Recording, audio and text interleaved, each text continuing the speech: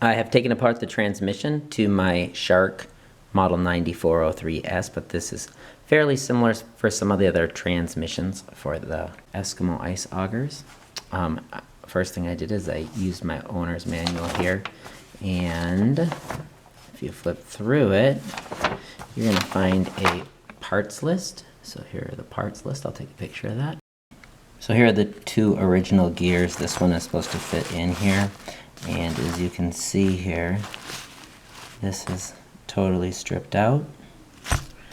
So we've ordered a replacement, and this still has the teeth. So if you'd like to remove the ball bearings, there are snap rings, like this one right here has a snap ring, so then you can just use your snap ring pliers and we can pull this off. Now once you've taken that snap ring out, and you can see we're pushing that shaft out here. So I was just doing that to show you. I just pounded it back. So I'm going to put a split ring back on top of that and seal that off. These bearings seem to be running smooth, so these ones should be good. So now I have the split ring here, and I'm just going to open that up, lower that into place. And then once that's in place, we're just going to make sure it's down and it's sealed, which is good. Now once you have that, you're going to have that little pin. You're going to need that in place. And this fits on there. This is like super tight. So make sure you have that pin in there. You're going to get it lined up, and then we're actually going to have to pound this into place. And if that pin's not in there, you're going to have a hard time getting it out. And I will be turning the volume down.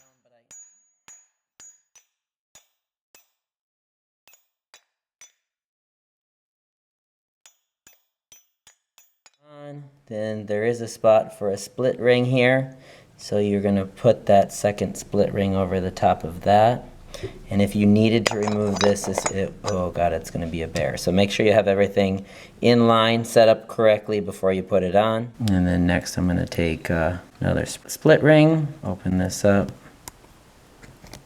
drop that on, and now that new gear is put in place. Then next I'm going to take the 48 tooth 10 pinion gear assembly, and I'm going to put that in there. First I'm going to put a little bit more grease in here. So now that I put some grease in there, and I am going to really lube this thing up when I'm all done, but I drop that in, and then you can see as I spin this, they're both spinning. Next what I'm going to do is I'm going to pack this full of grease. And we're going to make sure it's really lubed up so that we're not ever short of any grease. So I've got this packed in here.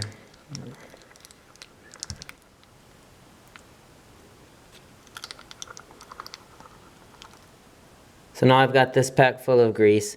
I did clean out this one as well. We want that clear. There's a lot of little metal shavings in there that are going to get into your ball bearings as well. So we clean those out. And I have enough grease packed in here that when I slide this piece in, it will be lubricated. We do need to put our gasket into place. So I just put this together, and then I noticed, and it came from the manufacturer like this. This is an older one, so I can't bring it back and say anything because I got this like 15 years ago. But you can see here, there's actually a space in here. And when I pulled it apart to look at it, wondering what the heck was going on, I thought maybe it was going to be all scraped up, but it's been painted black, so it's been surfaced and everything from the manufacturer. So I'm going to use some sealant on here. I did put some gasket sealer or maker along the edges. I put these bolts back in here. And I probably wouldn't have used any of that except for there was a good 1/8 inch gap over here. So I'll clean that Now up. I have put that gasket maker in there. I tried to seal that up. I don't know why the manufacturer sold that. You're probably not going to have that. You can just put your gasket there and then tighten that down. I didn't want that big crack there. I didn't want water getting in there and then rusting it out or anything inside. So now I'm going to put those bolts in. I've tightened those down, and then I'm going to secure it with these nuts on the other side. And then now I've tightened these bolts down on the opposite side with an 11mm socket. Now that I have this transmission put back together, I'm going to drop it back onto the motor. It's going to fit in there. Then there's some of these locking nuts. We're going to screw those into the back. And now that I've put those nuts back in, I'm just using my socket and I'm tightening the transmission back onto the motor. And now that I've got that transmission put on there, because I put that sealer on there, I gotta let it sit for 24 hours and then I'm gonna start it up and see how it works. We're gonna test it out.